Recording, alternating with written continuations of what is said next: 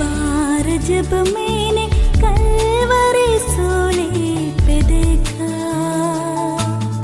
मेरे पापों का बोझ सब खुल गया, मैं आजाद हुआ।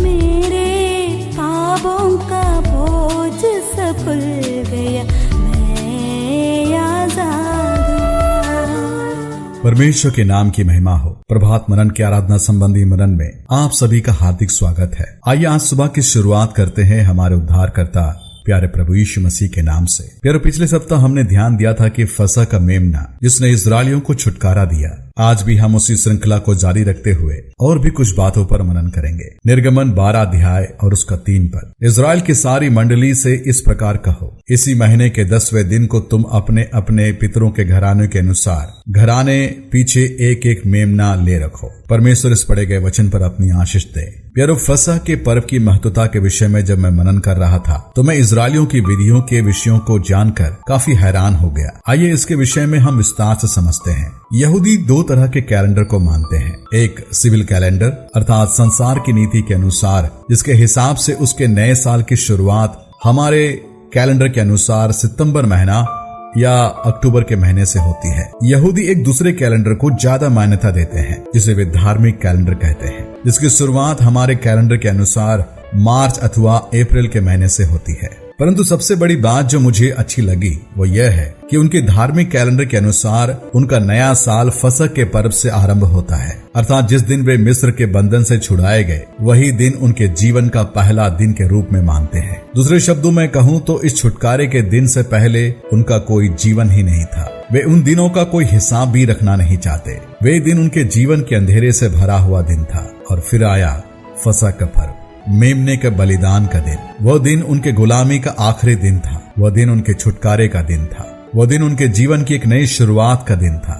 इसलिए हर एक यहूदी के लिए फसह का पर्व आज तक भी बहुत खास मायने रखता है। अर्थात यहूदी कैलेंडर के अनुसार हर वर्ष की शुरुआत फसह के पर्व से करते हैं और चारों तरफ लोग अपने लिए एक उत्तम मेमना को ढूंढने में व्यस्त दिखाई पड़ते हैं। हर एक यहूदी परिवार का फोकस अपने परिवार के लिए एक उत्तम मेमना पर लगा रहता है। परमेश्वर की आज्ञा के अनुसार फसह के पर्व अथवा उस दंड से बचने के लिए इस्राएलियों को 3 कार्यों को करने की आवश्यकता थी। पहला, एक निर्दोष मेमना को चुनना और उसकी देखभाल करना। दूसरा, उस मेमने का बलिदान करना, उसे अपने घर के चौखट पर लगाना। तीसरा, उस मेमने को आग में पकाना और कड़वे साग पात के साथ अपने परिवार समेत खाना। अर्थात मेमने को चुनना, बलिदान करना और उसे खाना, इन तीनों कार्यों को करना प्रत्येक इस्राएलियों के लिए अनिवार्य था। पद 1 से लेकर 6 में हम मेमने के चुनाव के निर्देश के विषय में पढ़ते हैं। परमेश्वर कहता है, तुम्हारा मेमना निर्दोष हो। पद 5 में ऐसा लिखा गया है, तुम्हारा मेमना निर्दोष और 1 वर्ष का नर हो, और उसे चाहे भेड़ों में से लेना चाहे बकरियों में से। परमेश्वर का मेमना प्रभु यीशु मसीह निर्दोष और निष्कलंक था, जिसकी गवाही हम 3 अलग अलग वर्ग के लोगों से पाते हैं। पहली गवाही दर्ज की गई है स्वयं पिता परमेश्वर से, जो अपने पुत्र के विषय में ये घोषणा करता है कि ये मेरा प्रिय पुत्र है जिससे मैं अत्यंत प्रसन्न हूँ।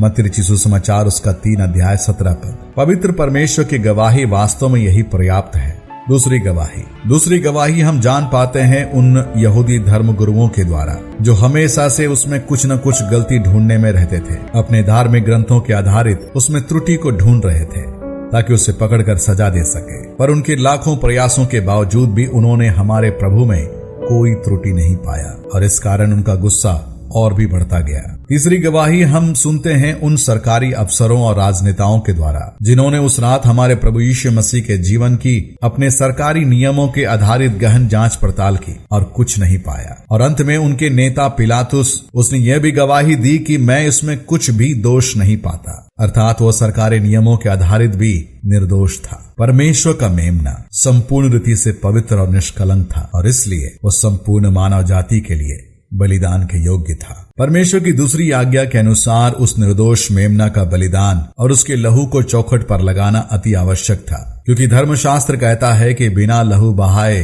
पापों की क्षमा नहीं है। पद 7 में ऐसा लिखा गया है, तब वे उसके लहू में से कुछ लेकर जिन घरों में मेमने को खाएंगे उनके द्वार के दोनों अलंगों और चौखट के सिरों पर लगाए। उस रात परमेश्वर का दूत यह नहीं देख रहा था कि कौन यहूदी है और कौन मिस्री है, कौन कितना पापी है व कौन कितना अच्छा जीवन बिताने वाला है, कौन महलों में रहता है और कौन झोपड़ियों में रहता है। परंतु उस दिन परमेश्वर की दूत की नजर मिस्र के हर एक घरों की चौखट पर थी, और जिसके चौखट पर मेमने के लहू के निशान थे वे बच गए, और बाकी जिनके चौखट पर मेमने के लहू के निशान नहीं थे उन सभी परिवारों के पहलौठे मारे गए। यारो, परमेश्वर जगत का न्याय किसी जाति, वर्ग और भाषा के आधार पर नहीं करने वाला है, परंतु केवल यह कि क्या आपने प्रभु यीशु मसीह के उस क्रूस के बलिदान को अपनाया है, क्या आपके पाप उस मेमने के लहू के द्वारा धुले हैं व नहीं। परमेश्वर की तीसरी आज्ञा के अनुसार बलिदान किए हुए मेमने को आग में भूनकर कड़वे साग पात के साथ खाना है। उसे काट कर या उसे उबाल कर या उसे दूसरी चीजों से मिलाकर खाने के लिए मना किया गया था, परंतु उसे गोटा आग में भूंजकर खाने का निर्देश दिया गया था। आग से संपूर्ण मेमना को भूंजना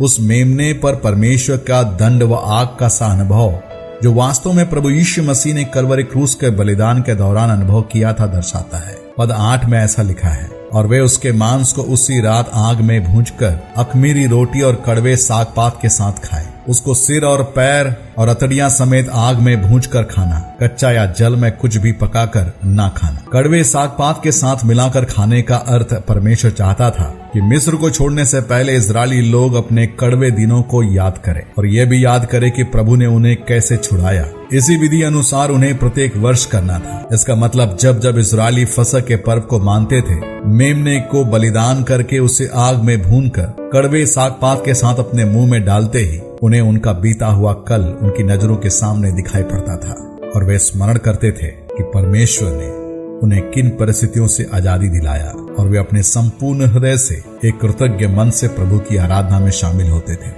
फसह का पर्व उनको उनके अतीत में ले जाता था और साथ ही साथ उनके प्रति परमेश्वर की महान योजना को भी स्मरण दिलाता था। इस रीति से फसह का पर्व हर एक इजरायली के लिए काफी मायने रखता है, जो आज तक भी चला आ रहा है। फिर वास्तव में फसह का पर्व और मेमने का बलिदान तो मात्र एक चिन्ह था, जो असलियत में परमेश्वर संपूर्ण मानव जाति को बचाने के लिए उसके पुत्र के बलिदान को दर्शाता है। हर एक मांग जो परमेश्वर ने फसह के मेमने के बलिदान में रखी थी, प्रभु यीशु मसीह में पूरा होते हुए हम पाते हैं। जिस किसी ने उसके पुत्र के बलिदान को अपने लिए स्वीकारा है, अर्थात उसके लहू को अपने हृदय के चौखट पर लगाने के बराबर है, वह बचा लिया गया और उसे परमेश्वर ने स्वर्ग राज्य का वारिस बना दिया। आज परमेश्वर चाहता है कि हम उसके पुत्र के बलिदान को कभी ना भूलें, अर्थात जब कभी आप प्रभु के मेज में शामिल होते हैं, जैसे ही उस रोटी के टुकड़े को अपने मुंह में ले स्मरण करें उसके पुत्र के बलिदान को जो उसने कलवरी क्रूस पर दर्शाया है, और जैसे ही उस प्याले को अपने होठों से लगाए तो स्मरण करें उसके पुत्र के लहू को जिसके कीमत पर हमारा छुटकारा हुआ है। प्यारो, एक बात हम स्मरण रखें कि परमेश्वर के प्रेम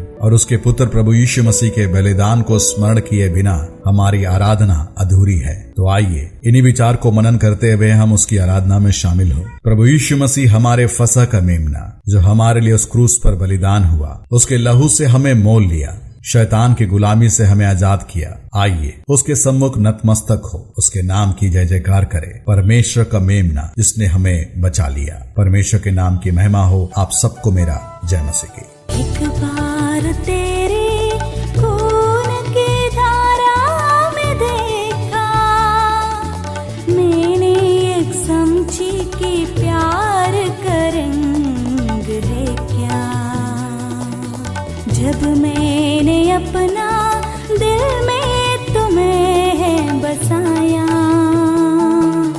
जीवन जल की नदियाँ मुझसे उस क्षण से बहने लगी। एक बार जब मैंने कलवरी सूली पे देखा, मेरे पापों का बोझ सब खुल गया।